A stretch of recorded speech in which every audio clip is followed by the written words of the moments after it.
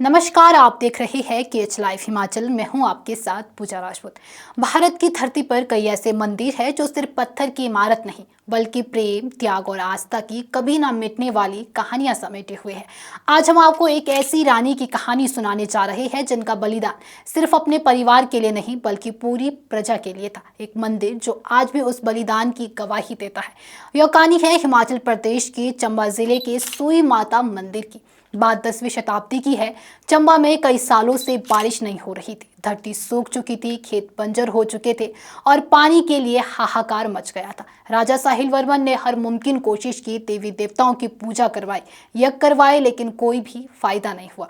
फिर एक रात राजा को सपना आता है। देवता कहते हैं कि अगर वो अपने सबसे प्रिय को बलि चढ़ा दे तो पानी की समस्या खत्म हो जाएगी। राजा के सामने सिर्फ दो ही विकल्प थे, या तो अपने पुत्र को बलि दे या फिर अपनी पत्नी को।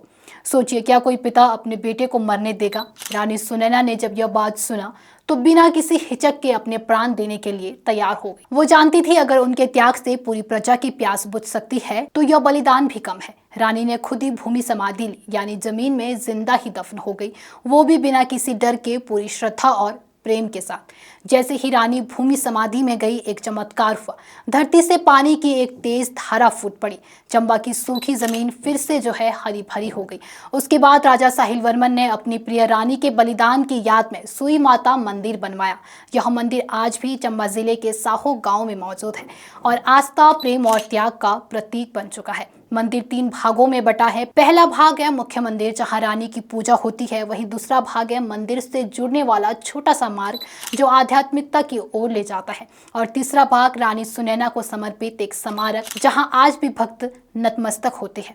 हर साल 15 मार्च से 1 अप्रैल तक यहाँ एक भव्य मेला भी लगता है जिसे कहते हैं सुई माता मेला। इस दौरान रानी सुनैना की पालकी को राजमहल से मंदिर तक लाया जाता है।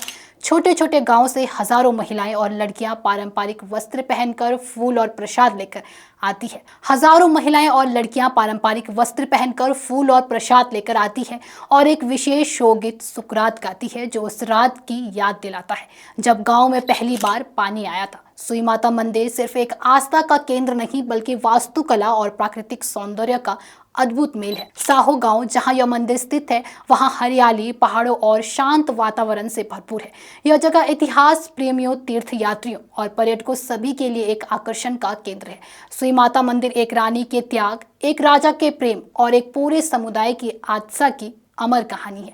यह सिर्फ एक मंदिर नहीं, यह एक सबक है कि जब इंसान अपने स्वार्थ से ऊपर उठकर दूसरों के लिए जीता है तो अच्छे और असाधारण काम अपने आप होने लगते हैं।